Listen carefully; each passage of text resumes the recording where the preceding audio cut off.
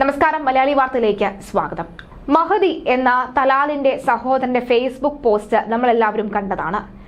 ഇന്നലെ അദ്ദേഹം മലയാളത്തിലടക്കം Facebook post ഇട്ട് വളരെ വ്യക്തമായി പറഞ്ഞു, ഈ വധശിക്ഷ അല്ലാതെ അതിൽ കുറഞ്ഞ ഒന്നും തന്നെ ഞങ്ങൾ കാണുന്നില്ല എന്ന്. അതിക്രൂരമായ കൊലപാതകത്തിന് ഇരയായ ഒരാളുടെ സഹോദരന്റെ വാക്കുകളാണിത് എന്ന് നാം തിരിച്ചറിയണമെന്ന് പറഞ്ഞുകൊണ്ട് അതിനു താഴെ അനവധി മലയാളികളുടെ കമന്റ് കൂടി വരുന്നുണ്ട്. മാത്രമല്ല, അതിലൊരു മലയാളി ആരാണ് ഈ മഹദി എന്ന് വിശേഷിപ്പിക്കുന്നുണ്ട്. അദ്ദേഹത്തിന്റെ മകനെ കൊന്നയാൾക്ക് പോലും ഈ ക്ഷമ കൊടുത്തതാണെന്നും, എന്നാൽ തന്റെ സഹോദരനെ പിച്ച് ചീന്തി 113 കഷ്ണങ്ങളാക്കി വെട്ടിനുറുക്കി ഈ മനുഷ്യർ ഉപയോഗിക്കുന്ന ജനങ്ങൾ ഉപയോഗിക്കുന്ന വെള്ളത്തിന്റെ ടാങ്കിലേക്ക് വലിച്ചെറിഞ്ഞ അതീവ ക്രൂരമായി 33 ദിവസം ഒളിവിൽ കഴിയുകയും ഒക്കെ ചെയ്തതുകൊണ്ടാണ് നിമിഷപ്രിയയോട് ഇത്രയും പക എന്നാണ് പറയുന്നത്. എന്തായാലും മലയാളികളുടെ ചില പോസ്റ്റുകൾ കൂടി നമുക്കൊന്ന് വായിക്കാം. അതിക്രൂരമായ കൊലപാതകത്തിനിരയായ ഒരാളുടെ സഹോദരന്റെ വാക്കുകളാണിതെന്ന് നാം തിരിച്ചറിയണം.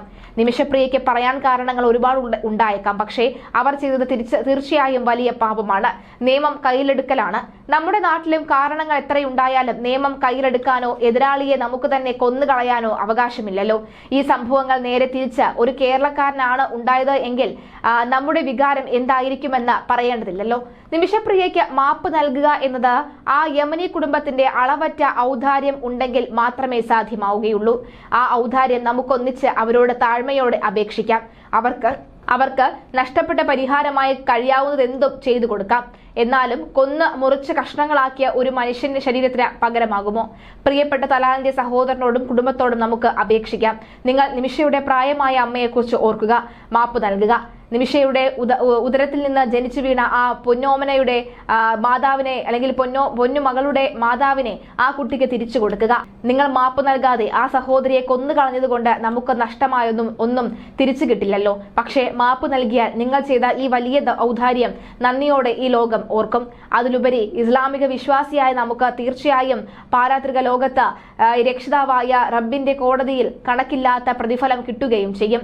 അതുകൊണ്ടല്ലേ ഹംസറാവിനെ വകവരുത്തിയ വഹ്ഷിക്കും അവിടത്തെ കരൾ ചവച്ചു തുപ്പിയ ഹിന്ദിനും മുത്തുനബി മാപ്പ് നൽകിയത്. സാധിക്കുമെങ്കിൽ നിങ്ങളുടെ കാരണം കൊണ്ട് ഇസ്ലാമിക അധ്യാപനത്തിന്റെ മധുരം ഈ ലോകത്ത് വാഴ്ത്തപ്പെടട്ടെ.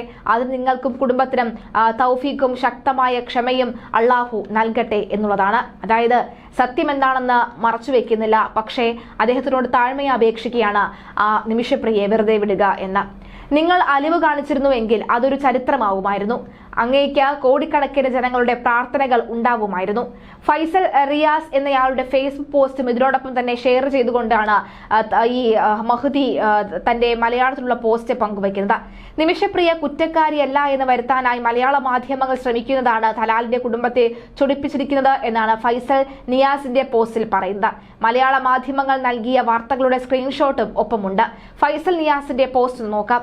നിമിഷപ്രിയ കുറ്റക്കാരിയല്ല എന്ന് വരുത്താനായി മനോരമ ഇന്നലെ പ്രസിദ്ധീകരിച്ച ഒരു സ്റ്റോറിയും അതിന് ചിലർ നൽകിയ കമന്റുകളുമാണ് ചിത്രങ്ങളിലുള്ളത്. കൊല്ലപ്പെട്ട തലാലിനെ കുറ്റപ്പെടുത്തുകയും തെളിവുകളില്ലാതെ ഇത്തരം പ്രചരണം നടത്തുകയുമാണ് അദ്ദേഹത്തിന്റെ കുടുംബത്തെ ചൊടിപ്പിച്ചത്. മലയാള മാധ്യമങ്ങൾ അവർ കൃത്യമായി പിന്തുടരുന്നുണ്ട്.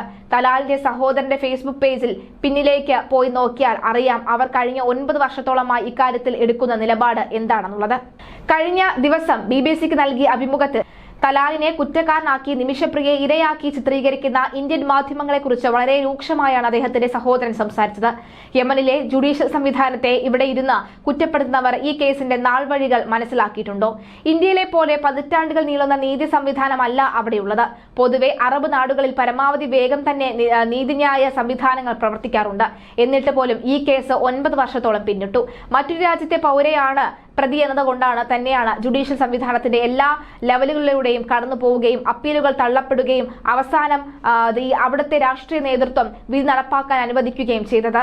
നീതി നിർവഹണം സാധാരണയിൽ നിന്ന് വ്യത്യസ്തമായി ഇത്രയും വർഷം നീണ്ടുപോയതിന്റെ പേരിൽ തലാലിന്റെ കുടുംബം ശക്തമായ പ്രതിഷേധത്തിലാണ്. വൈകുന്ന നീതിയുടെ 9 വർഷം എന്ന ഹാഷ്ടാഗുകളോടുകൂടിയാണ് പ്രതിഷേധങ്ങൾ ഇക്കാര്യത്തിലുമുണ്ട്. 2024 ഡിസംബർ 23-ന് ഹൂതി രാഷ്ട്രീയ കൗൺസിൽ പ്രസിഡന്റ് നടപ്പാക്കാനായി ഒപ്പുവെച്ച 3 കേസുകളിൽ ഒന്നാണ് നിമിഷപ്രിയയുടേത്. അതിൽ മറ്റ് 2 കേസുകളിലെയും പ്രതികളുടെ വിധി നടപ്പാക്കിയപ്പോൾ ഇത് മാത്രം മാറ്റിവെച്ചതിനെതിരെ തലാലിന്റെ സഹോദരൻ നീണ്ട കുറിപ്പ് തന്നെ ഫേസ്ബുക്കിൽ പോസ്റ്റ് ചെയ്തിട്ടുണ്ട്. തന്റെ സ്വന്തം മകൻ കൊല്ലപ്പെട്ട കേസിൽ നിരുപാധിക മാപ്പ് കൊടുത്ത വ്യക്തി കൂടിയാണ് തലാലിന്റെ സഹോദരൻ അബ്ദുൽ ഫത്താഹ് മഹദി. ഇവിടത്തെ പോലെയൊന്നും അവിടെയും ആക്ഷൻ കൗൺസിൽ രൂപീകരിച്ച് തലാലിന് നീതി ലഭിക്കണമെന്ന് ആവശ്യപ്പെട്ട് ഓൺലൈനിലും അല്ലാതെയും പ്രതിഷേധങ്ങൾ ഏറെ നടന്നിട്ടുണ്ട്. കഴിഞ്ഞ 50 വർഷത്തിനിടയിൽ യമനിൽ നടന്ന ഏറ്റവും പ്രബലമായ കേസായിട്ടാണ് കുടുംബവും അദ്ദേഹത്തിന്റെ കൂട്ടുകാരും ഈ കേസിനെ വിശേഷിപ്പിച്ചിട്ടുള്ളത്. ഇതൊന്നും മനസ്സിലാക്കാതെ ഇവിടെ ഇരുന്ന് കഥകൾ മെനയുന്ന മാപ്രകൾ ഇതിനിടയിലും ഇസ്ലാമിക നിയമവ്യവസ്ഥകളെ താറടിക്കാനും ശ്രമിക്കുന്ന സംഘികളും ക്രിസംഗികളും തങ്ങളുടെ റേറ്റിംഗ് കൂട്ടാൻ ശ്രമിക്കുന്നവരും നിമിഷപ്രിയയുടെ മോചന സാധ്യതകളെ വീണ്ടും സങ്കീർണമാക്കുകയുള്ളൂ എന്ന് വളരെ വ്യക്തമാക്കുകയാണ് ഒരു പോസ്റ്റ്. എന്തായാലും പോസ്റ്റുകൾ തകൃതിയത്തെ നടക്കുന്നുണ്ട്. നിമിഷപ്രിയയുടെ മോചനത്തിൽ എന്ത് തീരുമാനമെടുക്കുമെന്ന് കണ്ടറിയാം. ഒരു കാര്യം കൂടി പറയുന്നു, മഹദി നിങ്ങളൊരു എസ് പറഞ്ഞാൽ ഒരുപക്ഷെ ചരിത്രമായിരിക്കും സംഭവിക്കുക.